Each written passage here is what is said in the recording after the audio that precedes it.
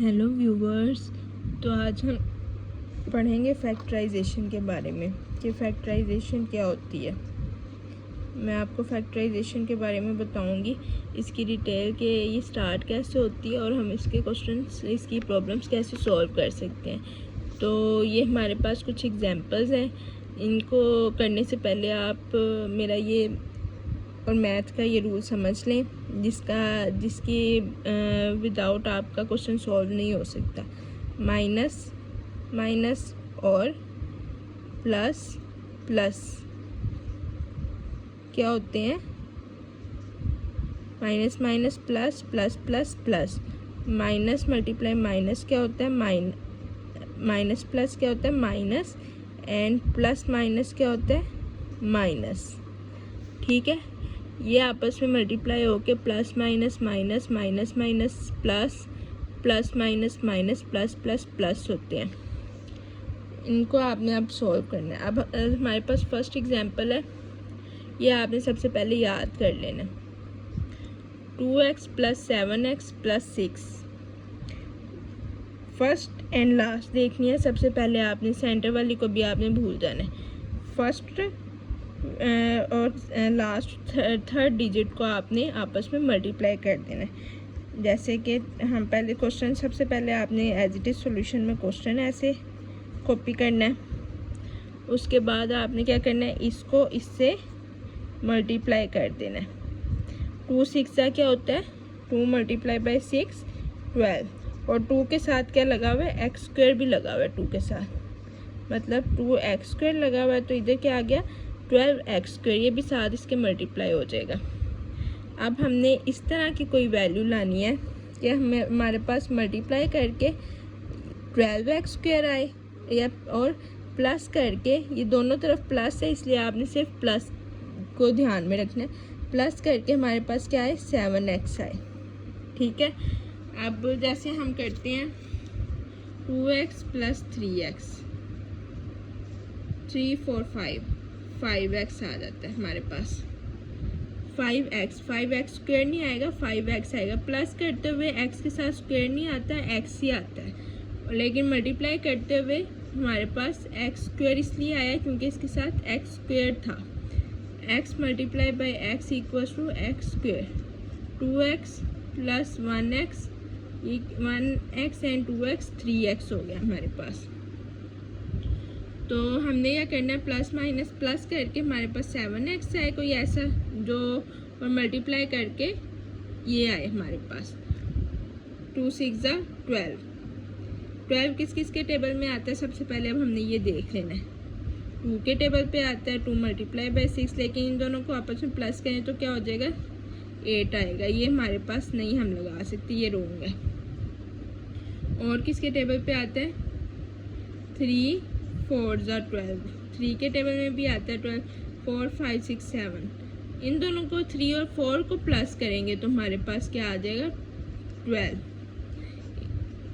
7। इनको प्लस करके 7 आ रहा है, और इनको मल्टीप्लाई करके हमारे पास क्या आ रहा है? 12। सही आंसर आ रहा है हमारे पास। मल्टीप्लाई करके 12 आ रहा है और प्लस करके हमारे पास क्या आ रहा है? 7 आ रहा है। तो हम इसको इस तरह से लिख सकते हैं, 2x² + 3x + 4x + 6। 3 4 12। ठीक है, इन दोनों को मल्टीप्लाई करके वही आना चाहिए जो इन दोनों को मल्टीप्लाई करके आएगा। एंड 4 + 3 7। अब हमने इनमें से एक चीज़ को कॉमन ले लेना और इनमें से एक को कॉमन ले लेना।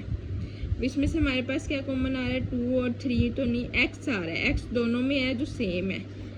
तो सबसे पहले हम क्या करेंगे? 2 लिखेंगे, x लिखेंगे, प्लस, क्योंकि ये सिंपल हमने 1x कॉमन लिया, एक x तो हमारे पास बचा हुआ है, तो और साथ ही 3, और एक x जो था वो हमारा बाहर आ गया, प्लस। ऐसे ही इसमें से क्या कॉमन आएगा?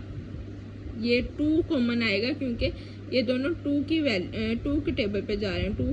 2 4 एंड 2 3 6।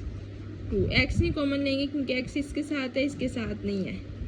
2 2 4 + 2 3 6। अगर आपकी ये जो कॉमन वाली वैल्यूज़ हैं ये सेम आ जाएं तो इसका मतलब आपका आंसर करेक्ट है। 2x + 3 एंड इन दोनों बाहर वाली को लिख लेना है x + 2। ये हमारे पास आंसर है इसका। ये फैक्टराइजेशन हमारी कंप्लीट हो गई, ये आंसर आ गया हमारे पास। चलें तो अपने क्वेश्चन नंबर 2 की तरफ चलते हैं। x² - 5x + 6। x² - 5x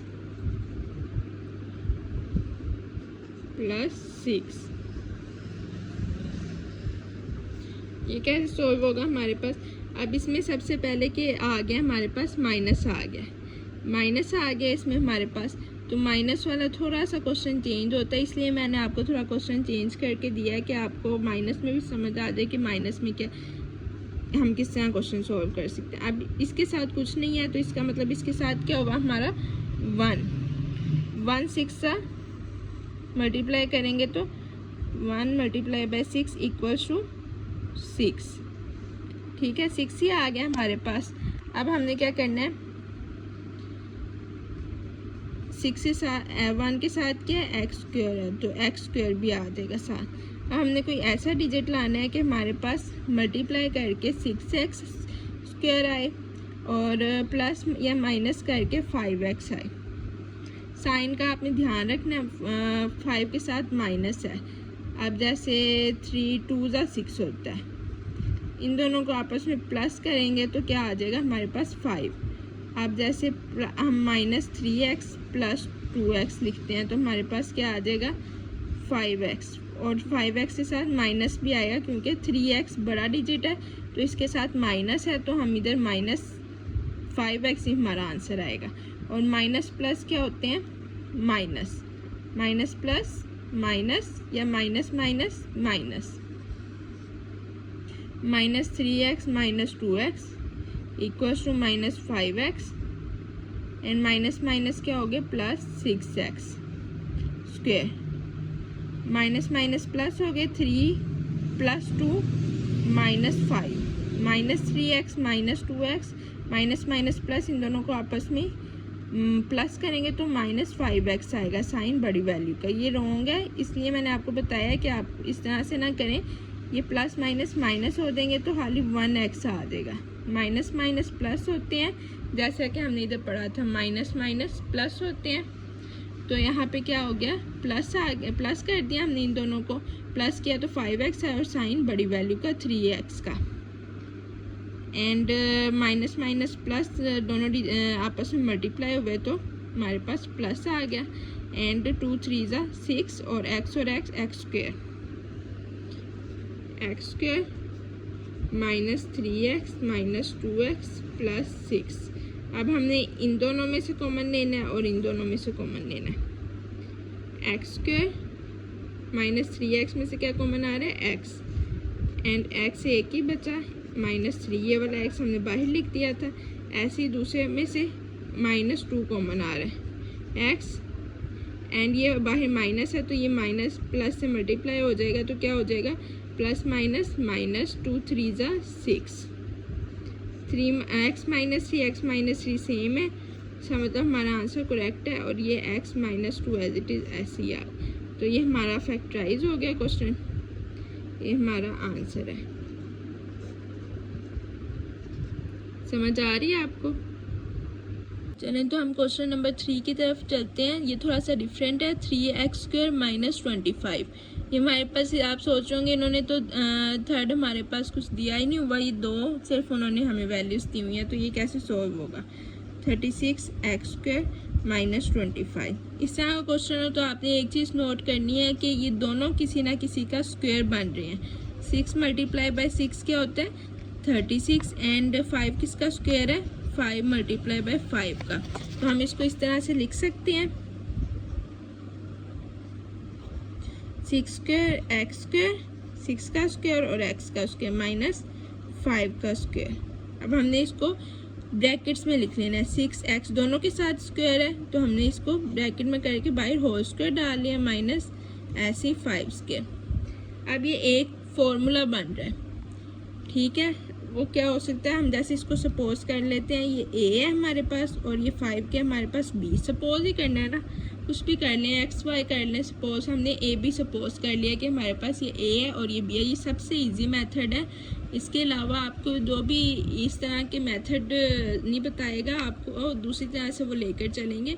जो लॉन्ग मेथड आ जाते हैं और वो बहुत बहुत बहुत ज़्यादा ना मुश्किल हो जाते हैं, उनमें थोड़ी सी साइन की मिस्टेक हो जाए तो वो पूरा क्वेश्चन रॉन्ग। ये सबसे सिंपल मेथड है जो मैं आपको बता रही हूँ। ए बाहर क्या आ रहा है स्क्वायर, माइनस बी इसके बाहर भी क्या स्क्वायर। सिर्फ 5 को हमने बी के सपोज किया और 6x को हमने ए के सपोज किया। अब ये एक फॉर्मूला बनता है, ये ए स्क्वायर माइनस बी स्क्वायर किसके इक्वल होता है, ए माइनस बी के और ए प्लस बी के। ए प्लस बी या ए माइनस बी भी आप कर सकते हैं, कुछ भी कर सकते हैं, A plus B A minus B. ठीक है, इसको आप कट कर दें, A plus B A minus B. A square minus B square equals to A plus B A minus B. दोनों तरह से A minus B A plus B कर लें, एक ही बात है। तो सबसे पहले जैसे हम लिखते हैं, ये तो हमारे पास आ गया। ठीक है, हम इसको इसके इक्वल कर लेते हैं।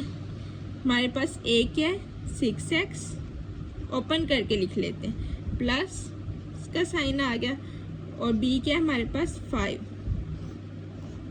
अब ऐसे ही हमारे पास a क्या है 6x, याद रखिएगा सिर्फ 6x, स्क्वायर नहीं 6x। a को हमने 6x के किया, स्क्वायर के नहीं किया, इक्वल एंड माइनस और b क्या है हमारे पास 5।